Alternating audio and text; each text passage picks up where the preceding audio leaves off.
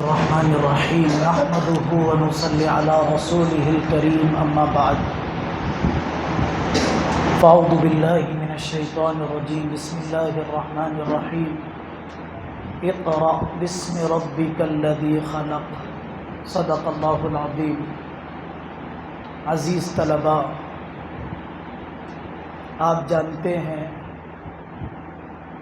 کہ اللہ رب العزت نے سب سے پہلی وحی حضرت آقا صلی اللہ علیہ وسلم پر کس چیز کی اتاری ہے؟ آپ جانتے ہیں کہ حضرت یوسف علیہ السلام کو ان کے بھائیوں نے کیوں سجدہ کیا تھا؟ آپ جانتے ہیں کہ ملائکہ نے حضرت آدم علیہ السلام کو کیوں سجدہ کیا تھا؟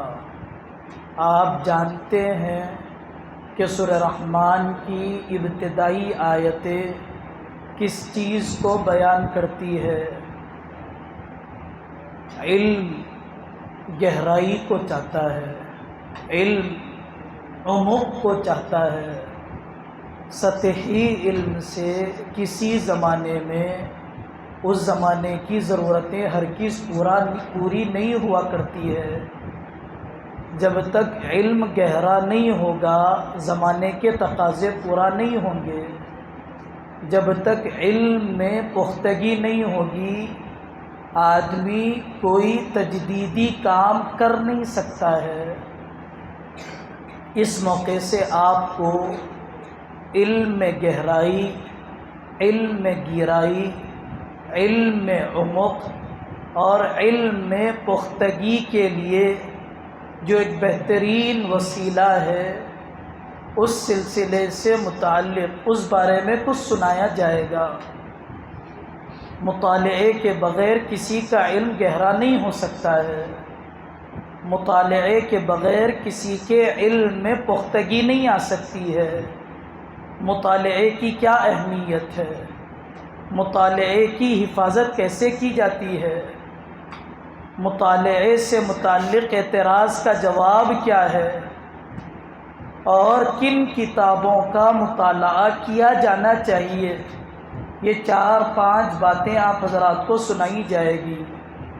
مطالعے کی اہمیت مولانا خالد سیف اللہ رحمانی صاحب دامت برکاتہم فرماتے ہیں، جو محنت کرتا ہے وہ بنتا ہے، دوسروں کی محنت سے کوئی بنا نہیں کرتا۔ جو آدمی محنت کرتا ہے وہ بنتا ہے، دوسرے اس کے لیے محنت کرتے ہیں تو وہ نہیں بنتا ہے۔ ڈرائیور کے بازو بیٹھنے سے کوئی ڈرائیور نہیں بنتا ہے، ڈرائیور کی محنت سے کوئی ڈرائیور نہیں بنتا ہے۔ ڈرائیور بننے کے لیے خود کو محنت کرنا پڑتا ہے، ڈرائیور بننے کے لیے خود کو کوششیں کرنا پڑتا ہے، اس کے بعد آدمی جا کر ڈرائیور بنتا ہے۔ مولانا خالد سیف اللہ رحمانی صاحب فرماتے ہیں، تمہیں فوجی بن کر نکلنا ہے، تمہیں فوجی بن کر نکلنا ہے۔ جیسے فوجی ملک کی حفاظت کرتا ہے، ہر موقع پر کرتا ہے، ہر حال میں کرتا ہے، اسی طریقے سے تمہیں اسلام کا فوجی بن کر نکلنا ہے۔ تمہیں لوگوں کے ایمان کی حفاظت کرنا ہے، لوگوں کے عقائد کی حفاظت کرنا ہے، ان کی علمی ضرورتوں کی پیاس کو بجھانا ہے۔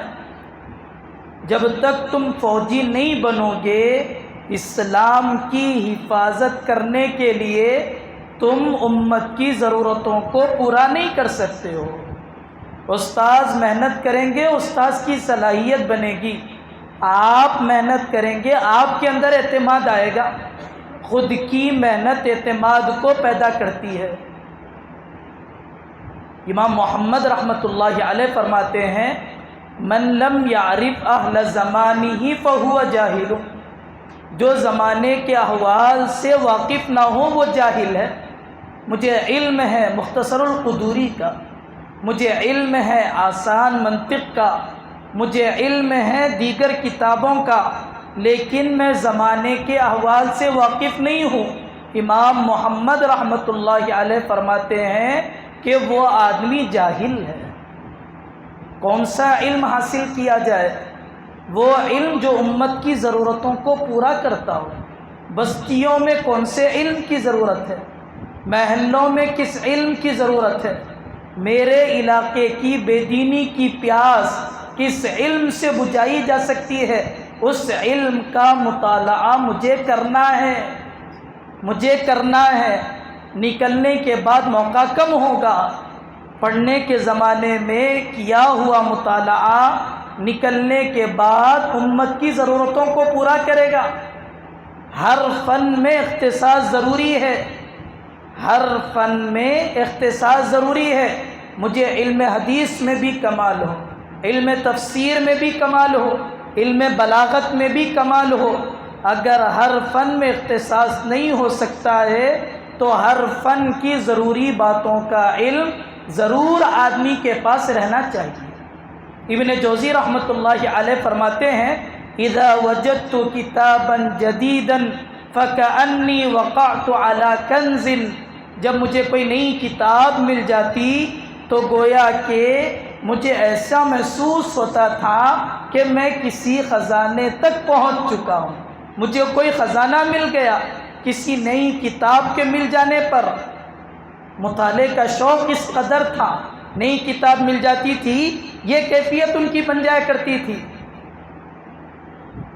امام اوزاعی رحمۃ اللہ علیہ فرماتے ہیں کہ اس امت کی خصوصیت کثرت تصانیف ہے، کتابوں کا زیادہ لکھنا ہے۔ مطالعے کے بغیر ورق نہیں لکھا جا سکتا، کتاب کیا لکھی جائے گی؟ مطالعے کے بغیر رسالہ نہیں لکھا جا سکتا، کتاب کیا لکھی جائے گی؟ مطالعے کے بغیر 1 صفحے 2 صفحے کا مضمون نہیں لکھا جا سکتا، کتاب کیا لکھی جائے گی؟ امام اوزاعی رحمۃ اللہ علیہ فرماتے ہیں اس امت کی خصوصیت کثرت تصانیف ہے، یہ مطالعے کے بغیر نہیں ہو سکتی۔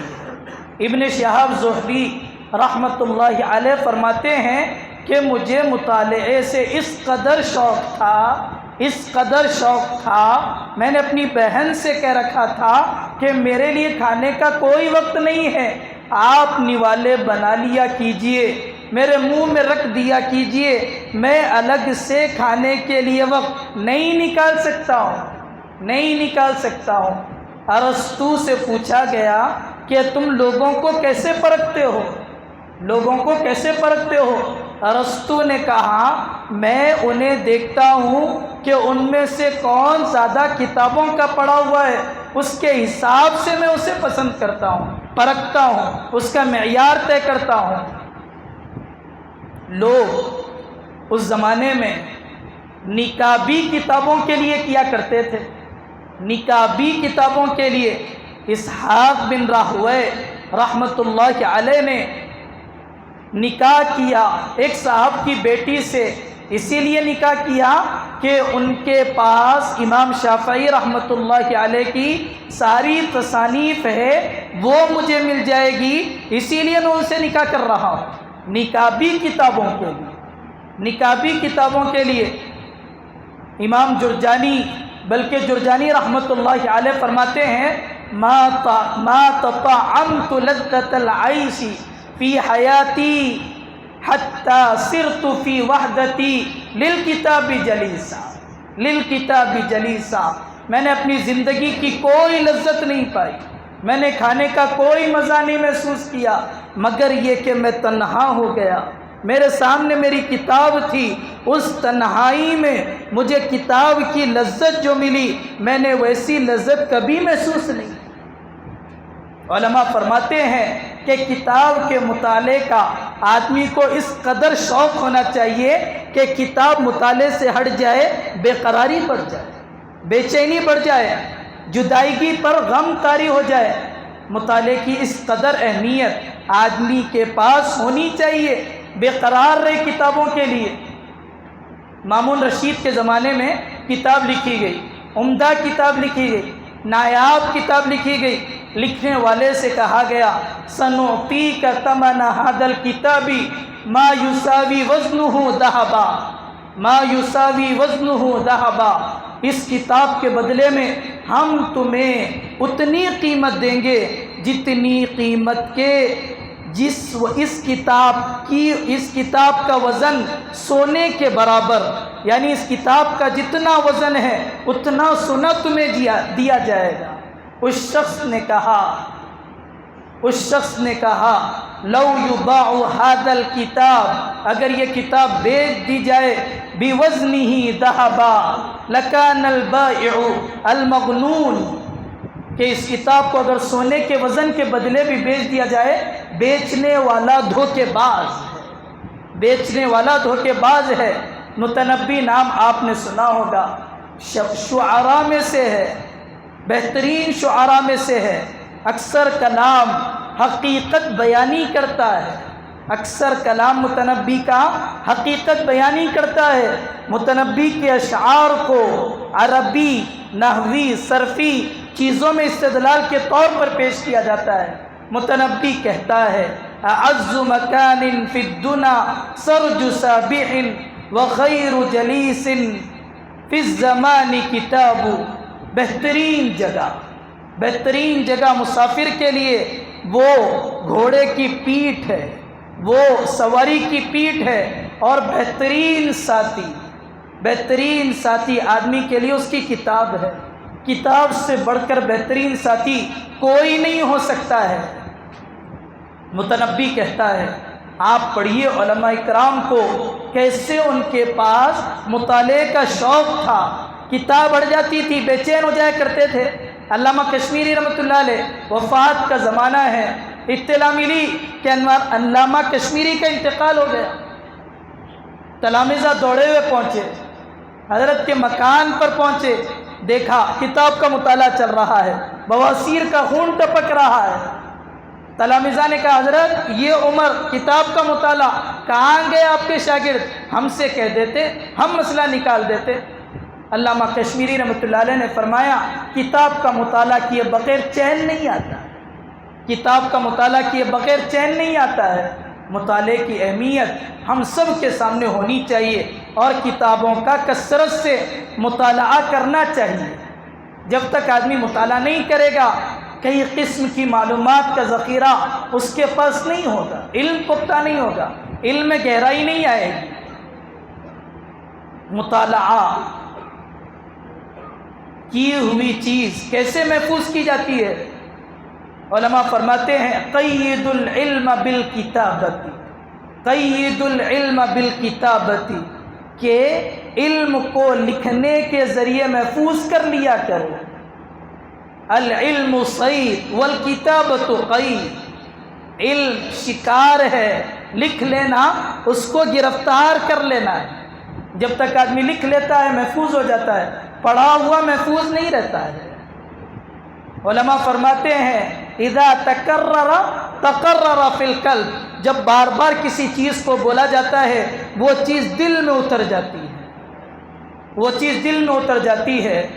علماء متقدمین میں سے ایک عالم فرماتے ہیں کہ جب مجھے کسی چیز کو محفوظ کرنا ہوتا، میں نے کسی علم کو سنا، میں اسے محفوظ کرنا چاہتا، جو بھی مجھ سے ملتا میں اسے سنا دیا کرتا، جو بھی مجھ سے ملتا میں اسے سنا دیا کرتا۔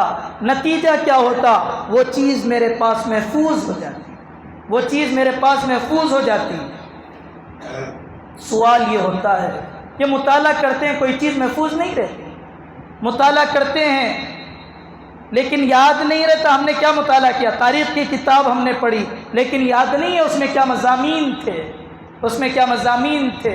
حضرت تھانوی رحمۃ اللہ علیہ فرماتے ہیں کہ جیسے کھانا کھاتے ہو تو وہ جسم کا حصہ بن جاتا ہے، کھانا کھاتے ہو تو وہ جسم کا حصہ بن جاتا ہے لیکن محسوس نہیں ہوتا، اسی طریقے سے جو پڑھا جاتا ہے وہ بھی آپ کے علم کا حصہ بن جاتا ہے لیکن محسوس نہیں ہوتا۔ ایک آدمی بادام کھاتا ہے، ایسا نہیں ہے کہ ایک بادام اس کے جسم کا حصہ نہیں بنا، وہ ایک بادام بھی اس کے جسم کا حصہ بن چکا ہے۔ اسی طریقے سے ایک سطر کا پڑھنا، ایک صفحے کا پڑھنا، 2 صفوں کا پڑھنا، اگرچہ کہ آپ محسوس کر رہے ہیں یہ محفوظ نہیں ہے لیکن وہ آپ کے علم کا حصہ بن چکا ہے، آپ کے علم کا حصہ بن چکا ہے۔ کون سی کتابیں پڑھی جائے، مطالعے کا کیا طریقہ کار ہو، مطالعے کا کیا طریقہ کار ہو۔ ایک عالم فرماتے ہیں کہ کتابیں 3 طرح کی ہیں، ایک چکی جانے والی، ایک چابی جانے والی، ایک ہضم کی جانے والی۔ کتابیں 3 طرح کی ہیں، ایک چکی جانے والی، ایک چابی جانے والی اور ایک ہضم کی جانے والی۔ کیسے اندازہ کیا جائے کہ یہ چکی جانے والی ہے، یہ چابی جانے والی ہے، یہ ہضم کی جانے والی ہے؟ حضرت تھانوی رحمۃ اللہ علیہ فرماتے ہیں کہ سب سے پہلے کتاب کا نام اور کتاب کا مقدمہ یا کتاب کی فہرست دیکھو، فہرست اور کتاب کے نام میں مطابقت ہوگی، مقدمہ پڑھو، مقدمے میں کتاب کے نام میں مطابقت ہوگی، کتاب پڑھو، ورنہ کتاب پڑھنے کی ضرورت نہیں۔ حضرت تھانوی رحمۃ اللہ علیہ فرماتے ہیں۔ اسی طرح کا قول حضرت شاہ ولی اللہ محدث دہلوی رحمۃ اللہ علیہ کا ہے، آدمی کو مقدمہ پڑھ کر اور اسی طریقے سے فہرست پڑھ کر کتاب کا اندازہ لگا لینا چاہیے کہ کتاب میرے لیے مفید ہوگی یا یہ کتاب میرے لیے مفید نہیں ہوگی۔ دوسرا طریقہ، کون سی کتاب چکی جانے والی، چابی جانے والی ہے، ہضم کی جانے والی ہے، اپنے اساتذہ کے مشورے سے پڑھنا۔ جیسے سر کے درد کی گولیاں میڈیکل میں کئی ایک رکھی رہتی ہے، لیکن ہر ایک گولی آپ کے سر کے درد کا علاج نہیں کرتی، ہر ایک گولی آپ کے سر کے درد کا علاج نہیں کرتی۔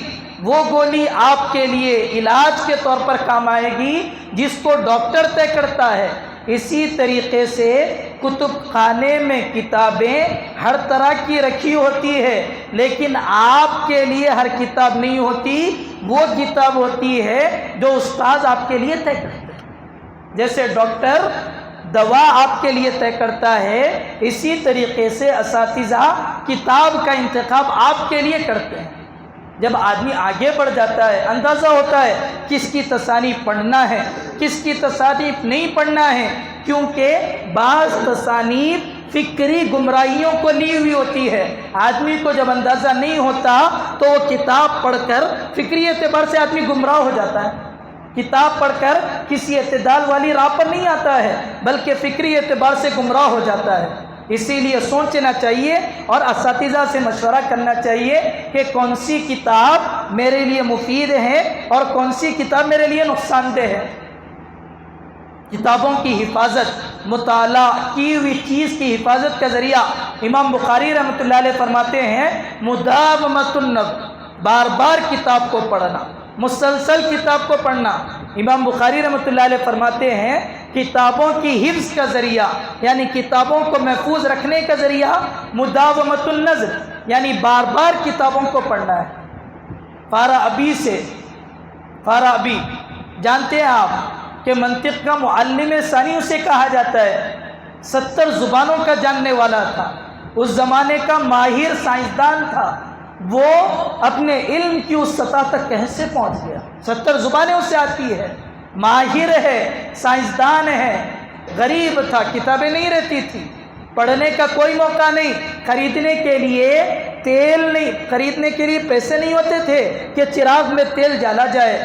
وہ جاتا تھا چوکیداروں کے پاس، جن کے پاس چراغ ہوتا تھا، جا کر وہ ان چوکیداروں کے چراغ کے سائے میں پڑھا کرتا تھا۔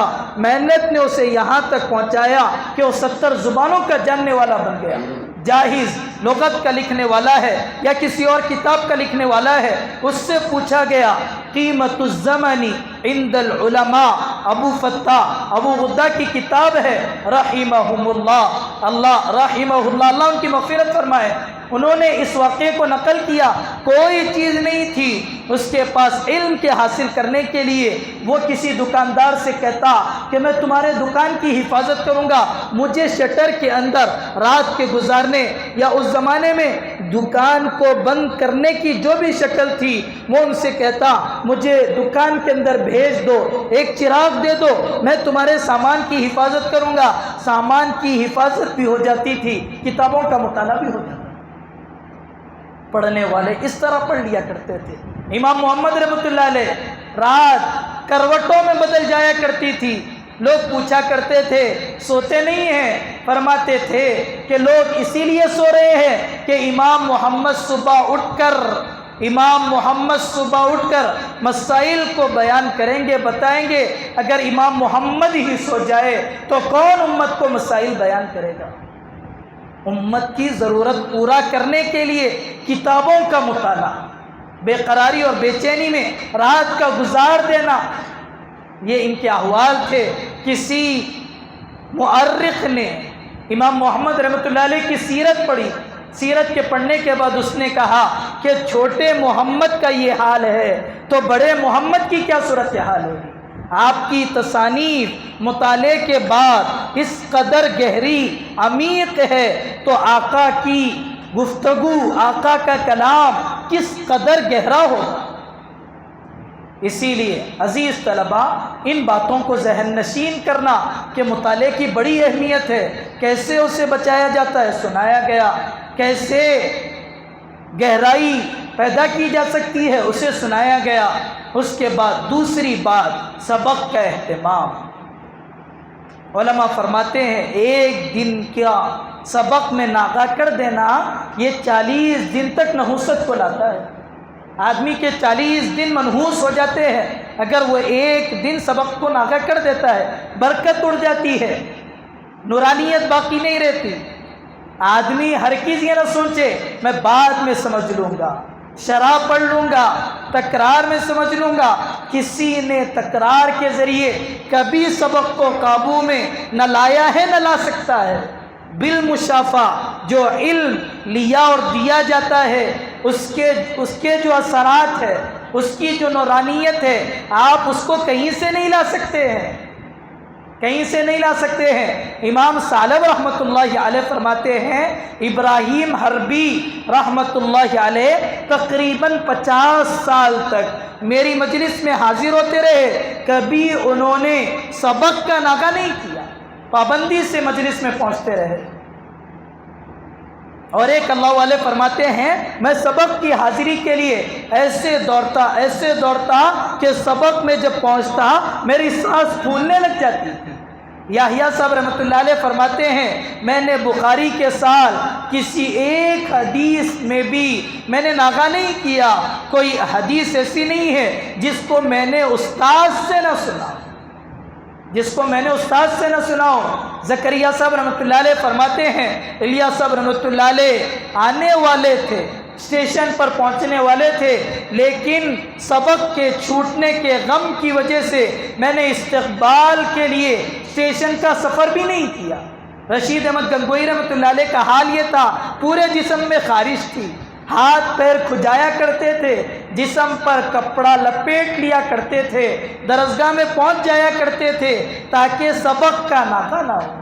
ابو یوسف رحمۃ اللہ علیہ کے گھر میں جنازہ رکھا تھا، بیٹا یہ بیٹی کا تھا، آپ نے رشتہ داروں سے کہہ دیا، دوستوں سے کہہ دیا کہ جنازے کا انتظام کر دینا، میں ابو حنیفہ رحمۃ اللہ علیہ کے سبق کو نہیں چھوڑ سکتا، کیونکہ سبق کا چھوڑنا زندگی بھر کی حسرت کو میرے دل میں پیدا کر دے گا، تم جنازے کا انتظام کر دو۔ قاری ثناء اللہ پانی پتی رحمۃ اللہ علیہ بڑی دور سے پڑھنے کے لیے آیا کرتے تھے، راستے میں لوگ ملتے تھے، میں بعد میں ملوں گا، سبق کے لیے جا رہا ہوں۔ ایک دن بارش بہت ہوئی، طلبہ جو وہاں پر موجود تھے استاد کے سامنے پڑھنے کے لیے بیٹھے ہوئے تھے، لیکن استاد انتظار میں تھے قاری صاحب کے، وہ آئیں گے، دیر ہونے لگی، طلبہ نے کہا وہ آج نہیں پہنچ سکیں گے، بارش بہت زیادہ ہے۔ استاد نے کہا نہیں قاری صاحب ضرور آئیں گے، گھڑا لیا، کتابوں کو جمع کیا، سر پہ رکھ لیا، پانی میں سفر کرتے ہوئے پہنچے۔ جب پہنچ گئے استاد نے کہا میں نے کہا تھا کہ قاری صاحب کبھی سبق کا ناغہ نہیں کریں، کبھی سبق کا ناغہ نہیں کریں گے۔ یہ اہتمام ہمارے اکابر کا علم کے سیکھنے کے لیے اور سبق کو اہتمام سے سننے کے لیے ہم پتہ نہیں کن کی شادیوں میں چھٹی لے لیتے ہیں، ہم ذری سی بیماری پر گھر جانا چاہتے ہیں، ہم ذرے سے ہیلے کی وجہ سے چھٹی لینے کے لیے آ جاتے ہیں۔ کہاں گیا وہ اہتمام جو ہمارے اکابر کے پاس تھا؟ کتنے ہیں 100% حاضری والے؟ کتنے ہیں سال کے ختم پر انعام لینے والے کہ ہم 100% حاضر تھے؟ کتنے ہیں جو یہ کہہ سکتے ہوں کہ ہم نے کبھی سبق کا ناکہ نہیں کیا؟ اسی لیے عزیز طلبہ، سبق کا اہتمام کرنا، جو برکتیں استاد سے لینے کی ہے وہ برکتیں آپ کو کبھی نہیں ملا کریں گی، کبھی آپ اس کو نہیں پا سکتے ہیں۔ اسی لیے سبق کا اہتمام، پابندی سے رہنا، پابندی سے سننا، جاگ کر سننا، بیداری میں سننا۔ سونے والے کی روایت کا اعتبار نہیں ہے، جو سوتے رہتا ہے اس کی روایت کا کوئی اعتبار نہیں کرتا ہے، اس کا سننا نہ سننا برابر ہے، اس کا سننا نہ سننا برابر ہے۔ اسی لیے بڑے اہتمام سے سننے کی کوشش کرنا۔ اس موقع سے مطالعے کے بارے میں جو کہا گیا، سبق کے اہتمام کے بارے میں جو کہا گیا، اللہ ہم سب کو ان چیزوں پر عمل کرنے کی توفیق نصیب فرمائے۔ وآخر دعوانا ان الحمد للہ رب العالمین۔